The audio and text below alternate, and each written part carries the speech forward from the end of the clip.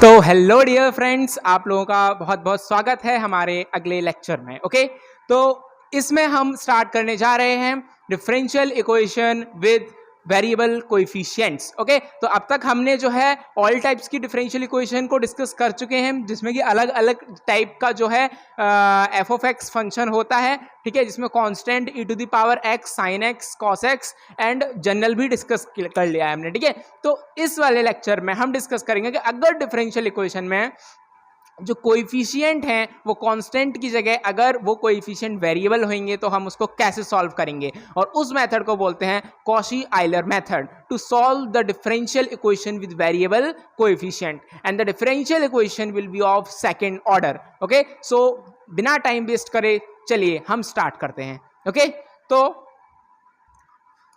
This is second order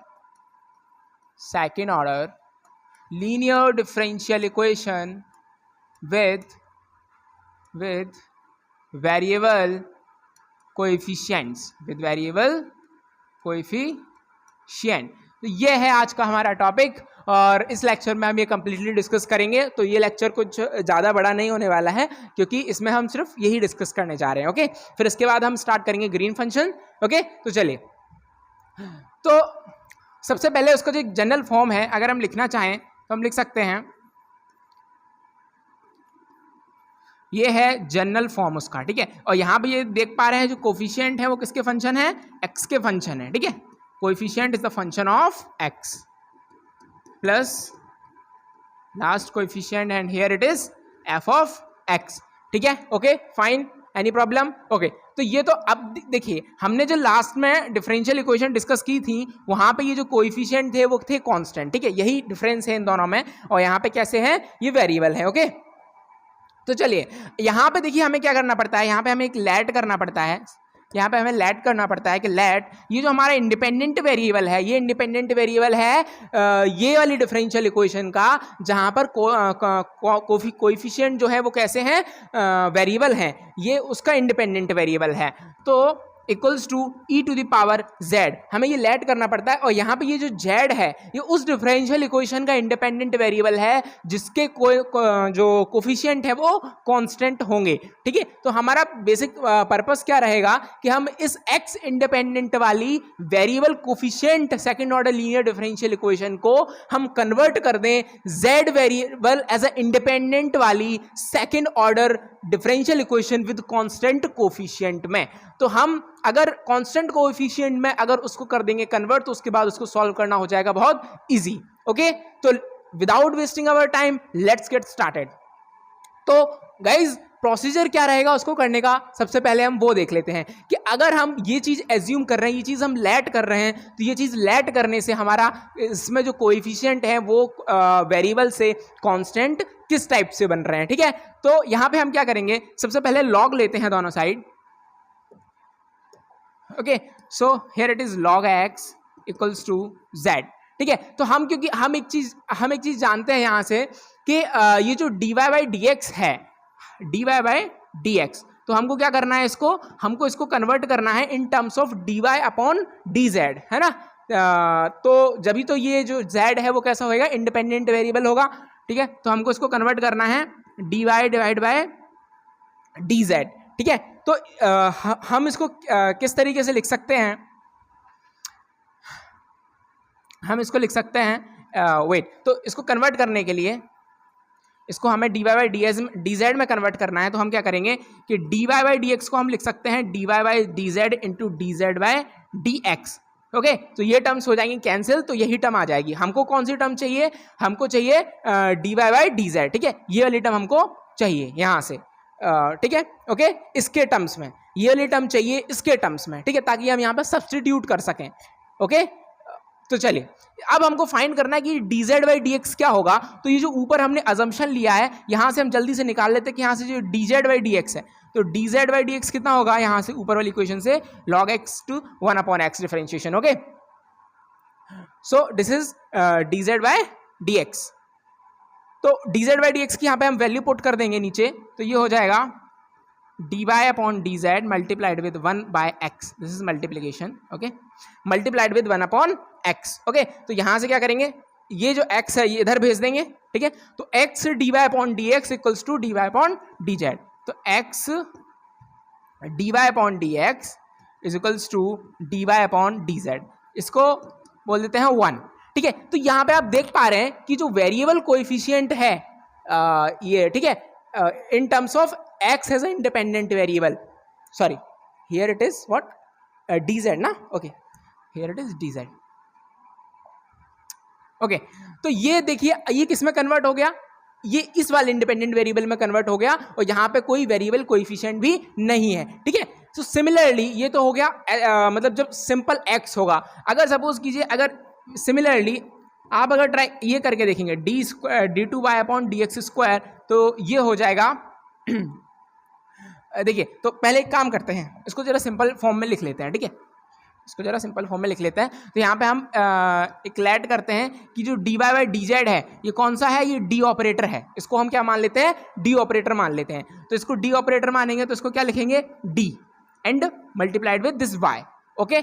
तो अब उसी टाइप से ये जो अगर यहाँ पे सिंगल 1 1 है, ठीक है, इनकी पावर यहाँ पे क्या है 2 2 पावर है, डिफरेंशिएशन की भी और x की भी, तो यहाँ पे इसको लिखेंगे d multiplied with d minus 1 into y, okay. अगर यहाँ से यहाँ पे क्यूबिक होगा x cube upon d 3 y upon d x cube, तो यहाँ पे क्या लिखेंगे d multiplied with d minus 1 multiplied with d minus 2 into y. इसी तरीके से ही क्या होता जाएगा, एक्सटेंड होता चला जाएगा, ठीक है। इतनी बात क्लियर हो गई गाइस, फाइन। आप देखिए आप इसको ये d की जगह ये भी रख सकते हैं, क्या, d अपॉन डी जेड, फिर d अपॉन डी जेड माइनस 1, d अपॉन डी जेड माइनस 1, d अपॉन d z minus 2 and then y, okay, वो इसको लिख रहे हैं हम। तो फाइन हो, इतनी बात क्लियर हो गई, ठीक है। तो यहाँ पे आप देख पा रहे हैं यहाँ किसी में भी जो है ये जो इंडिपेंडेंट वेरिएबल z है उसमें किसी में भी जो है कोफिशिएंट वेरिएबल नहीं है, z का कोफिशिएंट वेरिएबल नहीं है, फिर x का भी नहीं है, x तो है ही नहीं मतलब, ठीक है। तो चलिए इतनी बात क्लियर हो गई। इसी चीज़ को हम फॉलो करते हुए आगे इसमें किसी भी टाइप की डिफरेंशियल इक्वेशन को करेंगे सॉल्व, ठीक है।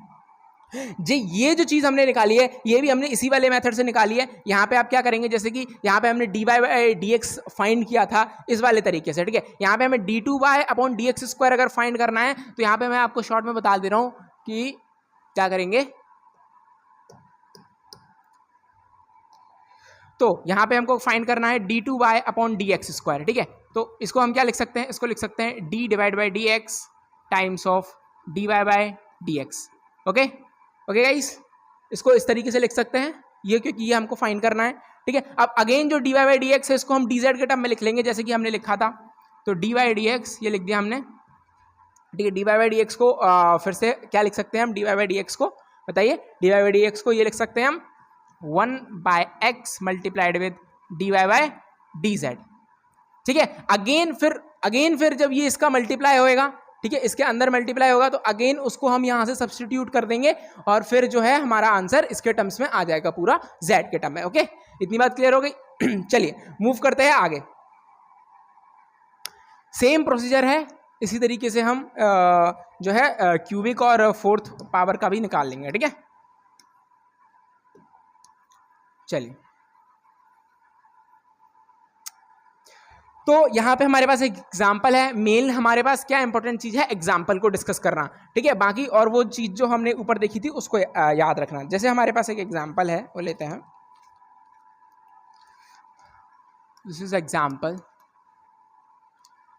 X square d two y upon d x square minus 2x d y divide by d x, okay, minus 4y is equals to x to the power 4। इतनी बात clear हो गई। चलिए यहाँ पे आप देख पा रहे होंगे जो कोएफिशिएंट है वो कैसे कोएफिशिएंट है, वेरिएबल कोएफिशिएंट है। तो जैसा कि हम जानते हैं कि x square d two y upon d x square को हम क्या लिख सकते हैं, d multiplied with d minus 1, okay, and multiplied with y. Here यहाँ पे ये चीज़ याद रखना कि जो डी वाई डी जेड है ये है आपका कैपिटल डी, ओके। और यहाँ पे ये जो हमने ऊपर लेट किया था वो भी हमको याद रखना चाहिए कि x equals to e to the power z।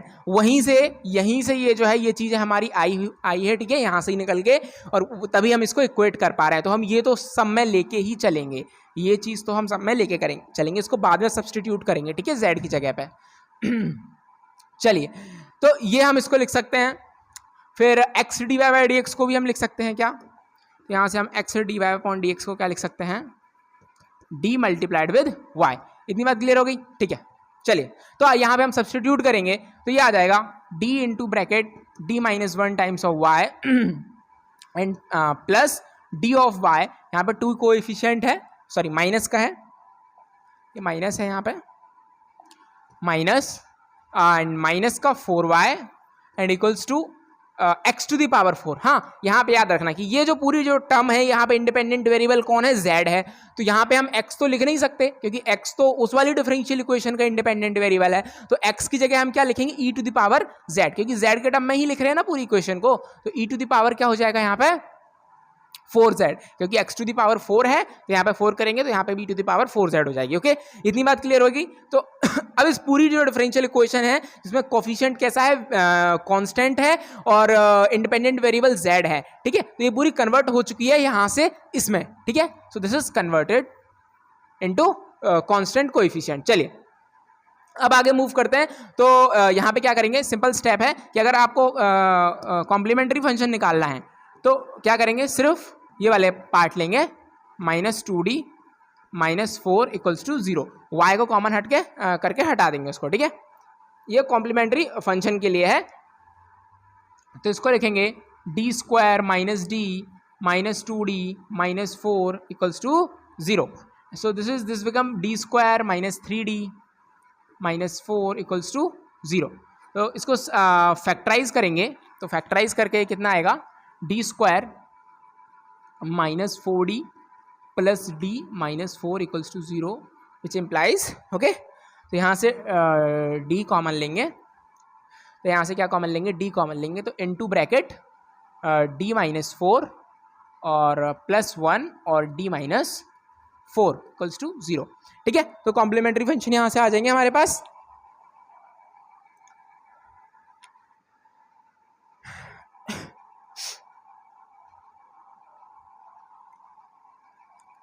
Okay guys, तो अब बताइए यहाँ से जो हमने इसको फैक्टराइज किया है d minus 4 and plus 1 d minus 4, तो यहाँ से d की कितनी वैल्यू आएंगी? एक तो d की वैल्यू आ जाएगी -1 और एक वैल्यू आ जाएगी 4, ठीक है, -1 एंड 4। तो 1 इज -1 एंड 1 इज 4। तो सिंपली यहाँ से हम जो क्या, अच्छा यहाँ से हम क्या निकाल रहे थे? y निकाल रहे थे, ऑफ कोर्स। तो यहाँ पे y इक्वल्स टू जो कॉम्प्लीमेंट्री फंक्शन का सॉल्यूशन होगा, देखिए दोनों रियल हैं और दोनों की दोनों अलग अलग भी हैं, ठीक है, रियल एंड डिस्टिंक्ट। तो यहाँ पे लिखेंगे c1 e to the power minus का 1 है ना, तो माइनस का 1 मल्टीप्लाइड विद, अच्छा यहाँ पे इंडिपेंडेंट वेरिएबल क्या है इस डिफरेंशियल इक्वेशन का? इस डिफरेंशियल इक्वेशन का इंडिपेंडेंट वेरिएबल क्या है? z है या फिर x है? ऑफ कोर्स z है ना, x उसका था जो कि जिसमें वेरिएबल कोएफिशिएंट थे। तो यहाँ पे क्या आ जाएगा? z आ जाएगा plus c2 e to the power 4z, ठीक है, c1 e to the power minus z, c2 e to the power 4z। तो ये जो हो गया इस डिफरेंशियल इक्वेशन का क्या हो गया? कॉम्प्लीमेंट्री फंक्शन हो गया इस डिफरेंशियल इक्वेशन का। इतनी बात क्लियर हो गई, ठीक है। ओके, अब इसका अगर आपको पर्टिकुलर इंटीग्रल निकालना है टू फाइंड the particular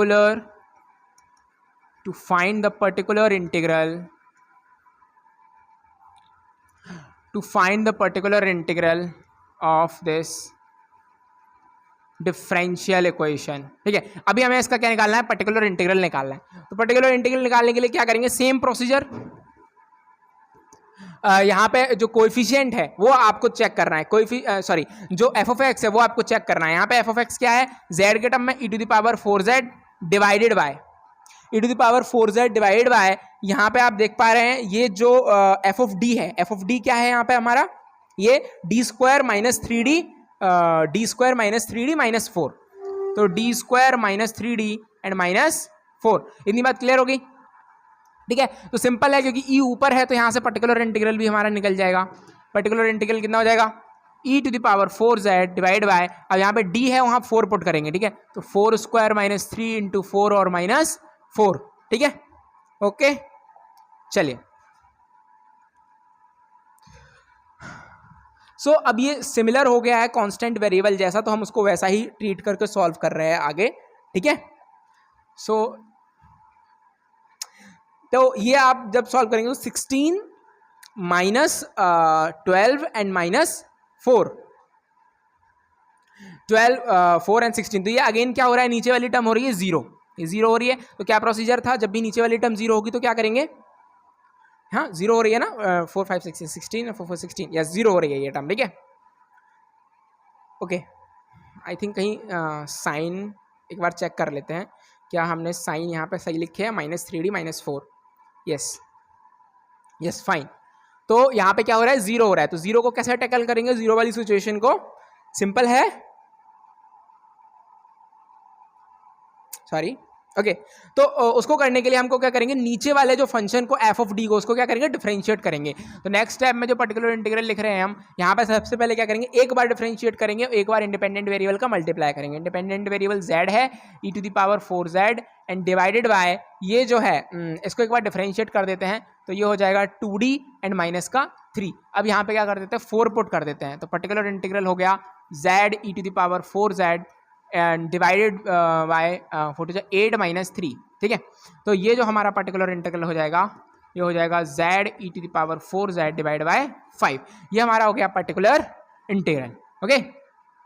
तो ये जो डिफरेंशियल इक्वेशन थी वेरिएबल कोएफिशिएंट के साथ, इस डिफरेंशियल इक्वेशन में ये पर्टिकुलर इंटीग्रल और कॉम्प्लीमेंट्री फंक्शन को क्या कर देंगे, कंबाइन कर देंगे, ठीक है। तो यहाँ पे तो इसका जो टोटल सॉल्यूशन है वो लिख देते हैं हम। तो ये जो y है, y हो जाएगा कितना, c1 e to the power minus z plus c2 e to the power क्या था 4z, आई थिंक 4 था वहाँ पे, 4z plus z e to the power 4z divide by 5, ये हमने दोनों को सम करके लिख दिया। बट क्या ये उस डिफरेंशियल इक्वेशन का सॉल्यूशन है जो हमने पहली फर्स्ट टाइम में लिखी हुई थी, नहीं, ऑफ कोर्स नहीं, क्योंकि वहाँ पे जो ये हमारा इंडिपेंडेंट वेरिएबल था वो x था, तो वहाँ पे हमने क्या एज्यूम किया था कि x equals to e to the power z, ठीक है। अब हम सिंपली z को रिप्लेस करना है हमको, किससे, x से, तो यहाँ पे आप करेंगे कि log x equals to z, तो यहाँ पे z की वैल्यू कितनी है, log x है। तो अगर हम इसका फाइनल सॉल्यूशन लिखना चाहें, ठीक है, तो इसका जो फाइनल सॉल्यूशन है वो हो जाएगा y equals to c1 e to the power minus का log x, okay, plus c2 e to the power minus का 4 log x, okay, and plus log x e to the power 4 log x divided by 5, ठीक है। इसको scroll कर देता हूं, तो आप देख पा रहे हैं ये हमारा सॉल्यूशन है उस डिफरेंशियल इक्वेशन का जिसके कोएफिशिएंट कैसे थे, वेरिएबल कोएफिशिएंट थे, ठीक है। इतनी बात क्लियर हो गई, ओके गाइस, फाइन।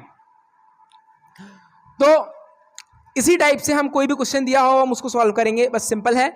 बट देखिए आपको ये मालूम होना चाहिए था इस टाइप के क्वेश्चन को सॉल्व करने के लिए कि जो हमने लेट की है कंडीशन, वो कंडीशन लेट करने से ये इतनी सारी चीज़ें आ जा रही हैं, तो वो भी हम लोगों ने सोचा होगा कितना ज़्यादा कि मतलब वो कंडीशन लेट करने से ये जो है पूरा का पूरा क्वेश्चन ही चेंज हो जा रहा है, जिसकी वजह से ये पूरा वेरिएबल कोएफिशिएंट का किस में कन्वर्ट हो जा रहा है, कॉन्स्टेंट कोएफिशिएंट में कन्वर्ट हो जा रहा है, फिर हम उसको फाइनली सब्सटीट्यूट कर देते हैं, ठीक है। अब इसी टाइप में और एक क्वेश्चन करते हैं, चलिए जल्दी से, क्योंकि प्रैक्टिस हो जाएगी अच्छे से, ओके। तो इसका जो नेक्स्ट क्वेश्चन है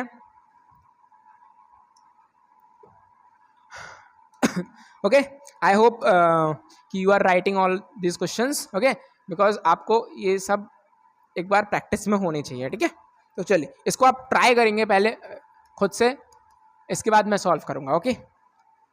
तो पहले आप इसको ट्राई कीजिए, d2y upon dx square x dy by dx, ठीक है, plus y is equals to sine log x square, log of x square, ठीक है, ये क्वेश्चन है, इसको आप जल्दी से एक बार सॉल्व कीजिए। ये वेरिएबल कोएफिशिएंट के साथ है, ठीक है। तो इसको सबसे पहले क्या पर्पस रहेगा हमारा कि इस डिफरेंशियल इक्वेशन को हमको कांस्टेंट कोएफिशिएंट में क्या करना पड़ेगा, कन्वर्ट करना पड़ेगा। तो चलिए पॉज करके इसको एक बार जल्दी से अटेम्प्ट कीजिए, फिर इसका सॉल्यूशन लिखते हैं। ओके फाइन, चले लिखिए इसका सॉल्यूशन। चलिए इसका सॉल्यूशन करते हैं। तो सॉल्यूशन सिंपल वही स्टेप कि हम यहाँ पे x को क्या लेट कर देंगे, e to the power z let कर देंगे, ठीक है फाइन।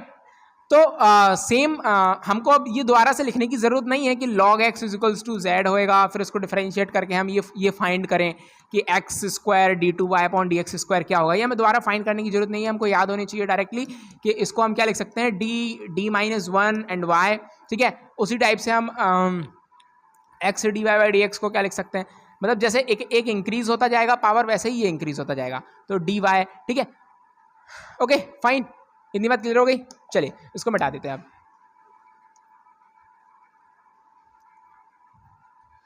तो ये x equals to u to the power z तो हमको लेके ही चलना है। तो यहां पे मैं डायरेक्ट लिख रहा हूं, यहां पे क्या हो जाएगा, d minus one times of y, okay, plus d and y and plus y equals to कितना, साइन ऑफ। अच्छा अब ये हमने यहाँ पे क्योंकि z पूरा z के टर्म में लिख रहे हैं, तो यहाँ भी क्या लिखेंगे, z ही लिखेंगे, x के टर्म में तो लिखेंगे नहीं, ये जो f ऑफ x है। तो z के टर्म में ये कितना हो जाएगा बताइए। तो उसके लिए हमको पता होना चाहिए कि हमने लेट क्या किया था, लेट हमने ये किया था, ओके। तो log x equals to z हो जाएगा, ठीक है फाइन। तो यहाँ पे हम क्या कर देंगे, log x स्क्वायर है तो 2 का मल्टीप्लाई कर देते हैं दोनों साइड, तो ये 2z हो जाएगा, यहाँ से हो जाएगा log x square equals to 2z। तो यहाँ से क्या समझ आ रहा है कि log x स्क्वायर को हम क्या लिख सकते हैं, 2z लिख सकते हैं। तो इसको हम लिख सकते हैं sine of 2 times of z। इतनी बात क्लियर हुई, यहाँ तो कोई प्रॉब्लम नहीं। ओके तो सिंपल इसका स्टेप 1 क्या है कि इसका हम कॉम्प्लीमेंट्री फंक्शन निकालेंगे। तो कॉम्प्लीमेंट्री फंक्शन का इस कैसे निकालेंगे, सबसे पहले हम इसको 0 के इक्वल इक्वेट करेंगे। तो d minus one y plus d y plus y equals to 0। Okay इतनी बात क्लियर हो गई, ठीक है। तो again it is d square minus d, इसको जरा सिंप्लीफाई तो करना पड़ेगा ना, plus d and plus one and this is y equals to 0। D से डी कैंसिल हो जाएगा तो बचेगा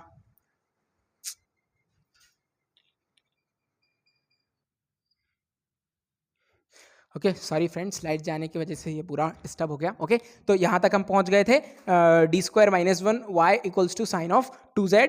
ओके तो हम क्या करेंगे, इसका कॉम्प्लीमेंट्री फंक्शन निकालेंगे। तो कॉम्प्लीमेंट्री फंक्शन सिंपली कितना है, d square minus one equals to 0, तो डी इक्वल्स टू हो जाएगा प्लस माइनस वन। तो इसका कॉम्प्लीमेंट्री फंक्शन देखेंगे किसके टर्म्स में आएगा, y के। तो y सॉल्यूशन है, तो c1 e to the power plus z and plus c2 e to the power minus z, ये हो जाएगा इसका कॉम्प्लीमेंट्री फंक्शन। इसका पर्टिकुलर इंटीग्रल निकालने के लिए क्या करेंगे, so to find the particular integral, simple ये जो साइन मतलब particular integral equals to sine 2z divided with ये जो D square minus one, okay.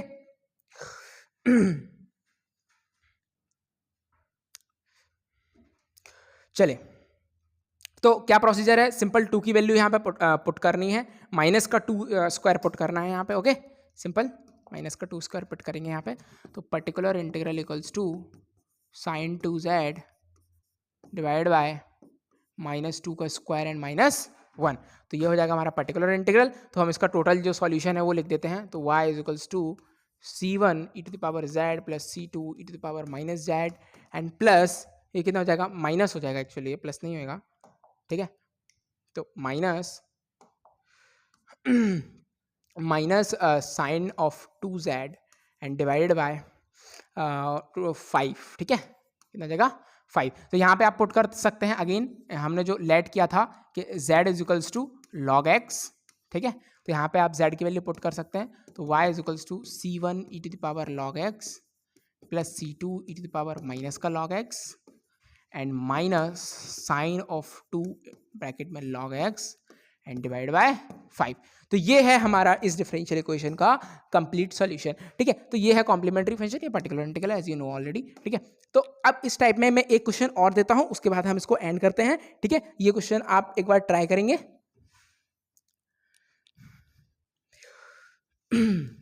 Try करेंगे। Sorry, okay. सो क्वेश्चन क्या है हमारे पास? सो क्वेश्चन इज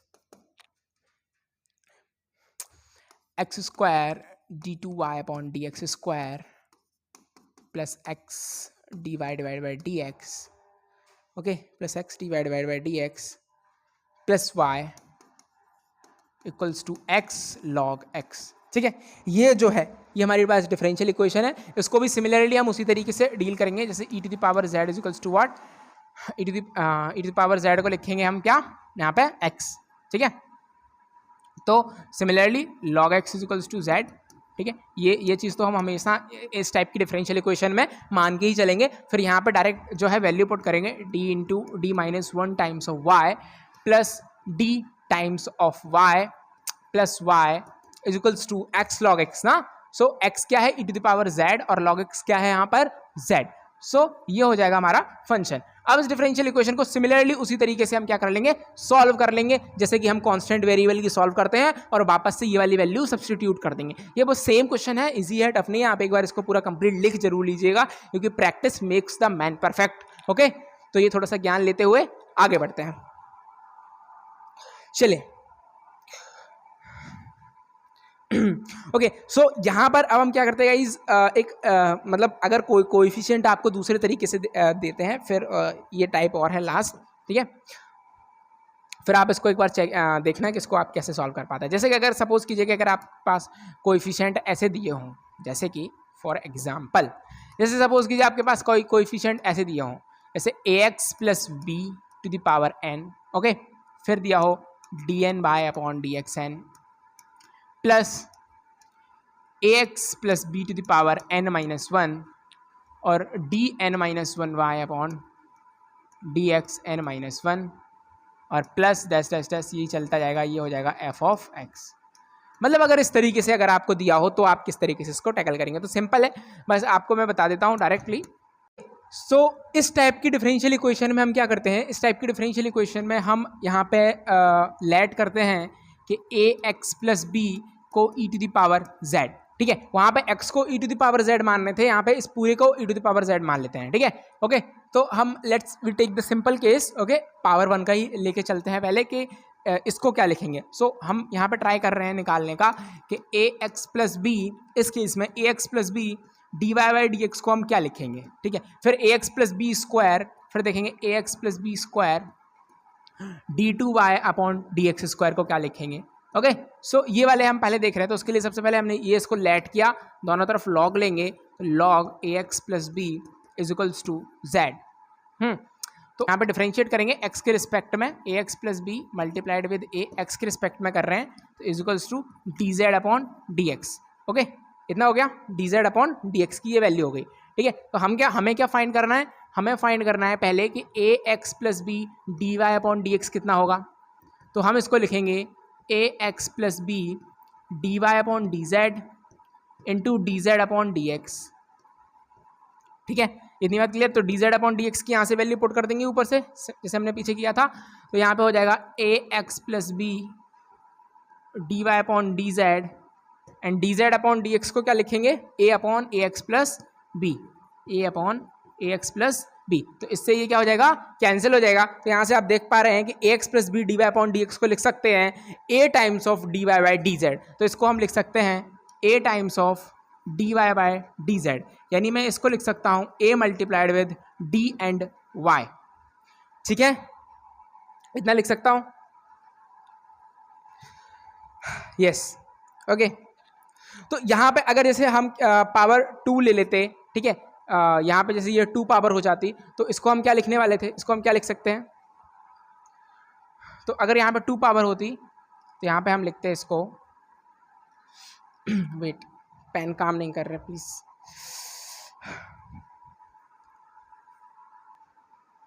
यस, तो यहाँ पे हम इसको क्या लिखते, a, wait, yes now it is working. तो इसको लिखते हैं ए स्क्वायर, हाँ, ए स्क्वायर, एंड यहाँ पे ए डी वाई लिख रहे थे, a square d minus one multiplied with y. Similarly अगर क्यूब का केस होता है यहाँ पर ए एक्स प्लस बी का क्यूब और d cube y upon d x square, तो उस वाले केस को कैसे लिखते हैं? उसको लिखते हैं a cube d minus one d minus two and y. ठीक है, इतनी बात क्लियर हो गई। ये चीज़ आप नोट कर लीजिए, ये इंपॉर्टेंट है। अगर ये वाला केस दिया होगा तो हम इसको इस तरीके से लिख सकते हैं। ओके, इतनी बात क्लियर हो गई। ठीक है, तो यहाँ पे इस तरीके का एक आपको क्वेश्चन लिख देता हूँ, आप ट्राई कीजिएगा। इजी है, टफ नहीं है ज़्यादा। ओके, टफ तो इसमें होते भी नहीं है, मतलब ये ऑलरेडी आपको पता होना चाहिए कि किस तरीके से ये जो है पूरा प्रोसीजर इसका है, और फिर आप इसको डायरेक्टली क्या कर सकते हैं, ये पुट करके वैल्यू सॉल्व कर सकते हैं। ठीक है, ये आपको याद रखनी है कुछ चीज़ें। तो यहाँ पे एक क्वेश्चन है कि 1 प्लस एक्स का square d two y upon d x square plus 1 plus x d y divide by d x plus y is equals to sine of 2 times of log of 1 plus x. तो देखिए यहाँ पे हम क्या substitute करेंगे, यहाँ पे हम सब्सटीट्यूट करेंगे कि let 1 plus x equals to, जैसे ए एक्स प्लस बी, यहाँ पे ए कितना है 1 है, बी कितना है 1 है। ठीक है, बी कितना है 1 है, तो इसको हम क्या लेट करेंगे, इसको लेट करेंगे e to the power z. ठीक है, तो सिमिलरली अगर कहीं पे आप सपोज कीजिए ए एक्स प्लस बी का ए एक्स प्लस बी और d y by d x लिखा है, ठीक है, तो आप इसको क्या लिखते हैं, ए की पावर, ए की कुछ पावर लिखते हैं, यहाँ पे पावर भी 1 है, तो ए यहाँ पे कितना है 1, ए एक्स का कोएफिशिएंट था ना, तो यहाँ पे 1 हो जाएगा, 1 की पावर ये जो हो गई 1 हो गई। ठीक है, और इसको लिखेंगे D times of Y.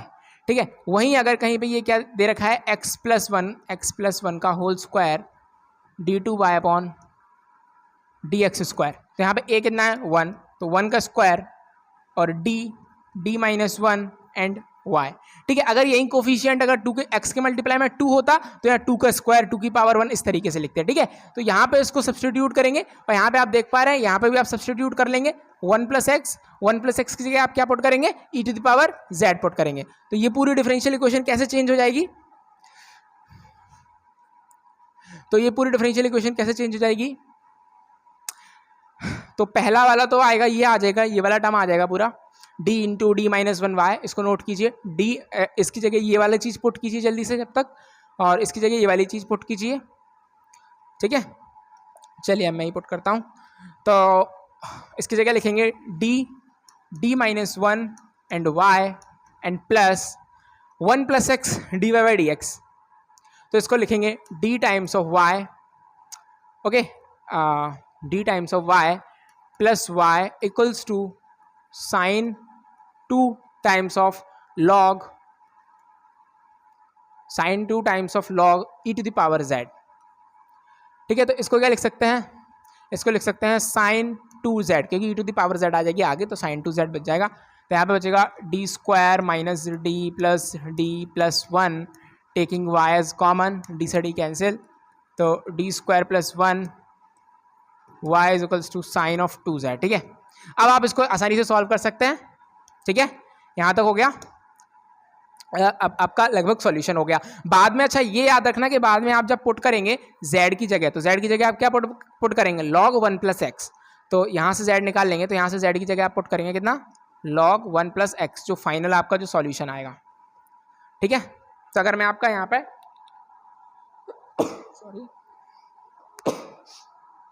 Sorry guys, तो अगर मैं आपका यहाँ पे डायरेक्ट सॉल्यूशन लिखना चाहूँ, तो यहाँ पे जो d की वैल्यू है वो प्लस माइनस आयोटा हो जाएगी। ठीक है, अल्फा 0 हो जाएगा, तो यहाँ पे इसका जो डायरेक्ट सॉल्यूशन है वो c1 cos x plus c2 z not x, यहाँ पे यही चीज़ याद रखने की, यहाँ पे क्या आएगा z plus c2 sine z plus sine 2z divided by, यहाँ डी स्क्वायर की जगह कितना आ जाएगा, माइनस का 2 स्क्वायर, यानी कि माइनस का 2 स्क्वायर आएगा ना, यस, माइनस का 2 स्क्वायर एंड प्लस 1, यानी कितना जाएगा 5, 2 2 जा 4, 5 हो गया, ठीक है। तो ये आपका सॉल्यूशन हो गया। यहाँ पे आप z पुट कर देंगे, z की जगह कितना पुट कर देंगे, z की जगह पुट कर देंगे log ऑफ 1 + x। एक मिनट, आई थिंक शायद पीछे, ओके अब ये यहाँ तक ठीक है, ठीक है, यहाँ तक आप उसको देख लेंगे जल्दी से। Okay, so this is all about this lecture. Okay guys, so यहाँ तक हमने डिस्कस कर लिया linear differential equation of order 2 with variable coefficient. Okay, तो अब इसके बाद हम आपके लिए एक ग्रीन फंक्शन का लेक्चर का वीडियो और अपलोड कर देंगे, ठीक है। इसके बाद ये हमारा लगभग ख़त्म हो जाएगा, ठीक है। वैसे इसको सॉल्व करने के लिए पावर सीरीज और फ्रॉबिनस मेथड भी है, लेकिन क्योंकि ये मेथड्स कॉम्पिटिटिव एग्जाम में नहीं पूछे जाते, but if you say then I will try to also upload this kind of video also, okay. Because क्योंकि फ्रॉबिनस मेथड और पावर सीरीज को सबसे ज़्यादा हमारे एग्जाम्स में जैसे ये बीएससी एंड एमएससी में पूछे जा सकते हैं, बाकी और कॉम्पिटिटिव एग्जाम में तो हम डायरेक्टली इससे सॉल्व कर सकते हैं, ओके। सो एक गैस मेथड भी होता है डिफरेंशियल इक्वेशन को सॉल्व करने के लिए, जहाँ पे हम सॉल्यूशन गैस करते हैं। कुछ गैस आपको याद करने पड़ते हैं कि ये इसका गैस होगा, ये इसका गैस होगा, ठीक है। तो वो गैस करके भी होता है, बट सबसे जो इजी वे है वो यही है, इसी तरीके से सॉल्व करते हैं। वो सारे जो मेथड्स हैं वो मेथड्स बहुत ही लेंदी हैं, उनको एग्जाम में आप अप्लाई नहीं कर पाएंगे, ठीक है। फ्रॉबिनस मेथड और पावर सीरीज से नहीं पूछा जाता है, यहीं से पूछा जाता है, ओके गाइस। तो चलिए अब हम इस वीडियो को यहीं पे एंड करते हैं और मिलते हैं अगले वीडियो में with green function, okay. So have a nice day and please like the video and subscribe my channel if you are new on my channel, and please also press the bell icon to get the latest notifications, okay. So have a good day.